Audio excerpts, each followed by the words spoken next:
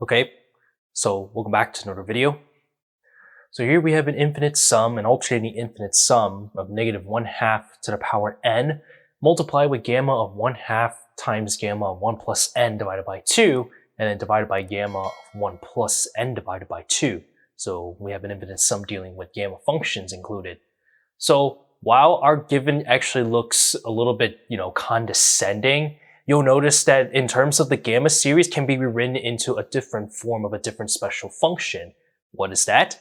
Well, it's actually the beta function, and that's the first step to give away. You'll notice that the two different inputs, by using the parameters for x and y of beta, that it's equal to the nice relation of the gamma function, gamma of x times gamma of y divided by gamma of x plus y, with of course x and y being strictly greater than 0 for the real complex numbers of x and y.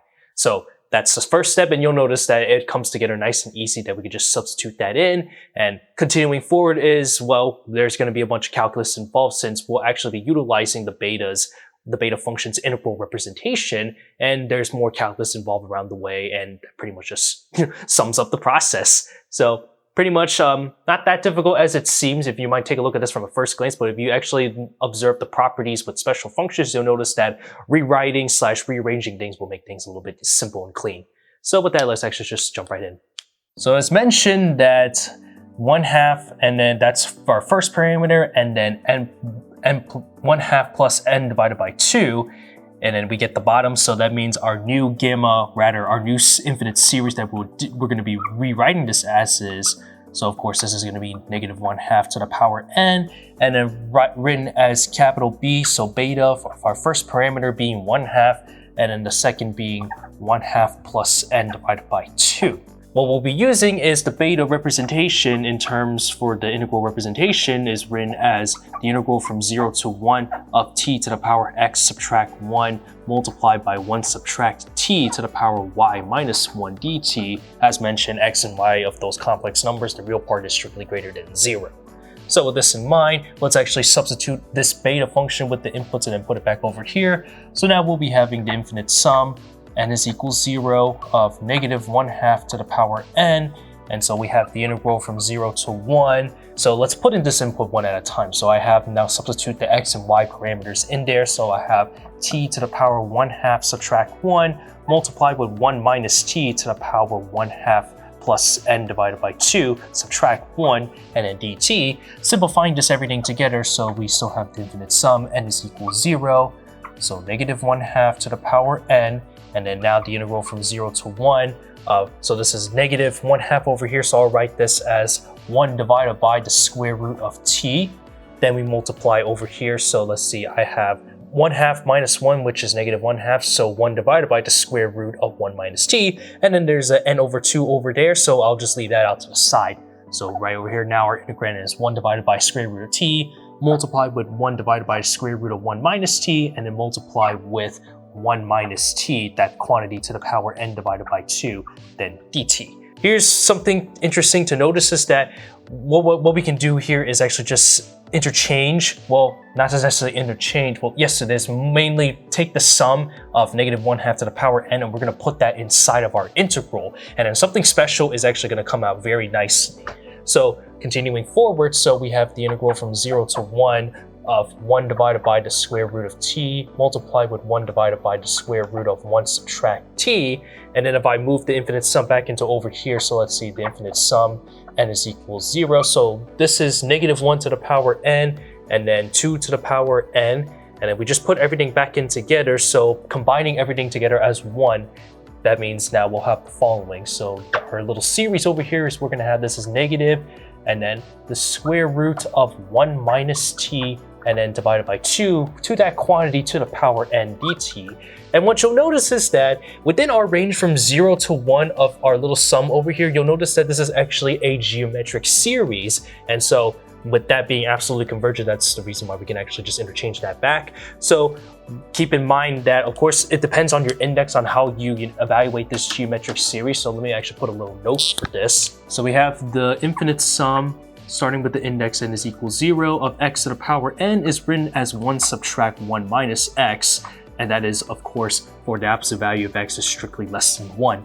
So we can actually just substitute this back in for, you know, the following evaluation back from over here. So now continuing forward, we have our integral from 0 to 1, 1 divided by the square root of t, multiplied with 1 divided by the square root of 1 minus t. Then now just, of course, substitute this for the geometric series over here. So now we're going to have that this is going to be times 1 divided by 1 subtract, and then fill in what's in the quantity over here. So minus the square root of 1 minus t divided by 2.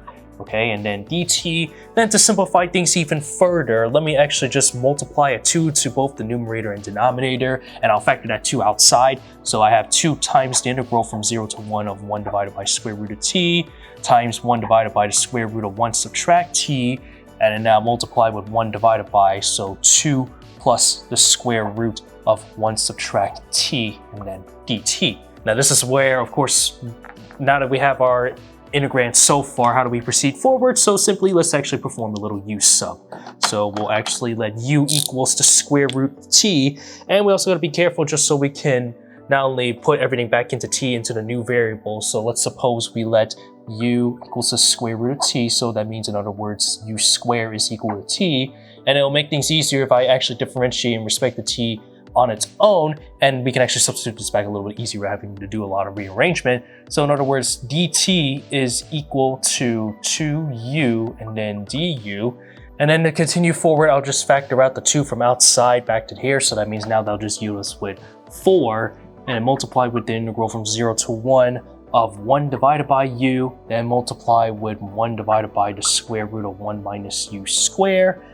And then now multiply with 1 divided by, so this will be 2 plus the square root of 1 subtract u square, and then multiply with u du, and then greatly enough that u's cancel, so that means that's out of the equation. So now we have 4, and then multiply with the integral from 0 to 1 of 1 divided by the square root of 1 minus u square, then multiply with, just continuing back from 2 plus, so 2 plus the square root of 1 minus u square, and then du. Okay, so now to proceed even further, that what I'll do is let's actually just multiply the denominators together just to get the simplification easily.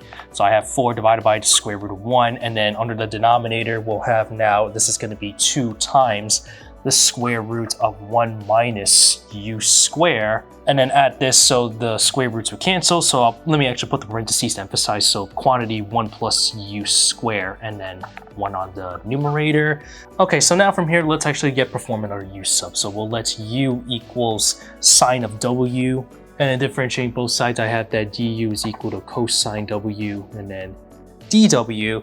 And then to proceed forward, don't forget to change our bounds. So if I plug in 1 for u, then that means w is going to be pi over 2. And if I plug in 0, then w is going to be 0. So that means from 0 to pi divided by 2 of cosine of w, then divided by, so let's see, this is 2 times the square root of 1 minus sine square w. Then add this with 1 subtract sine square w, and then dw.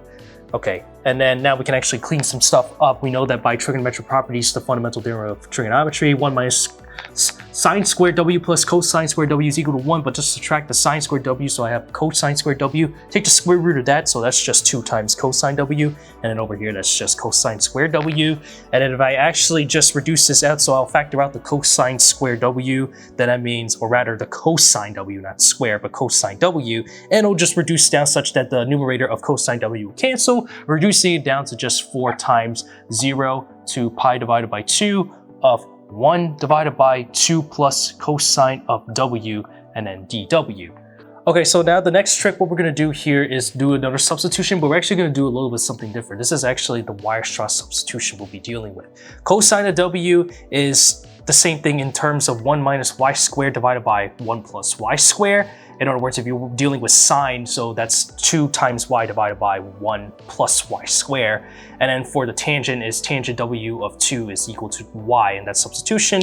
So to put it like this, I have y is equal to tangent of w squared or w divided by 2. I don't know why I said square, probably because of the 2. So we don't need to worry about the sign, so that's the least of our troubles, but we know that cosine of w in terms of the Weierstrass substitution is written as 1 minus y squared divided by 1 plus y squared. So if I do that, so that means if I do the substitution for 1, because we have to substitute everything in w on its own, so that means I have that this is tangent or inverse tangent of y equals w divided by 2. Then that means 2 times inverse tangent of y equals w. So differentiate, I have that dw is equal to 2, and then divided by 1 plus y squared, and then dy.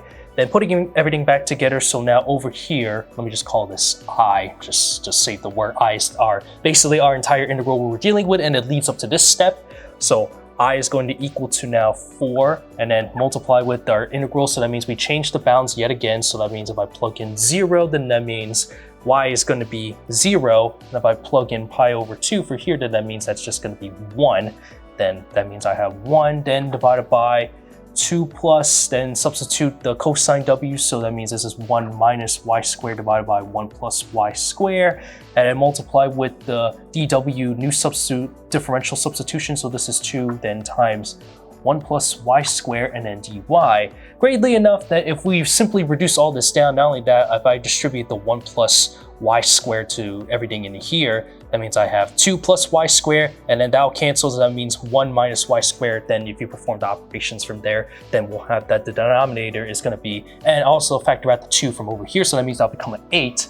Then multiply with integral from 0 to 1 of now, this is going to be 1 divided by 3 plus y squared dy, and then using a special definite integral, trick, this is actually, it's antiderivative, is the special inverse arctangent function.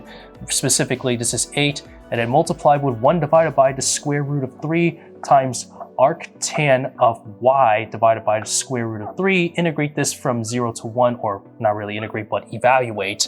And then if you actually perform all this out, then it means this is going to lead us to 8 divided by the square root of 3, since if you plug in 0, that's going to be 0, but if you plug in 1, this is going to yield with pi divided by 6. Multiply that through together, and so we have that, and simplified at the same time, so we have that this is 4 times pi divided by 3 times the square root of 3, which is indeed the final answer to our little gamma series, gamma infinite series, just like that, reducing all that properties down just like that.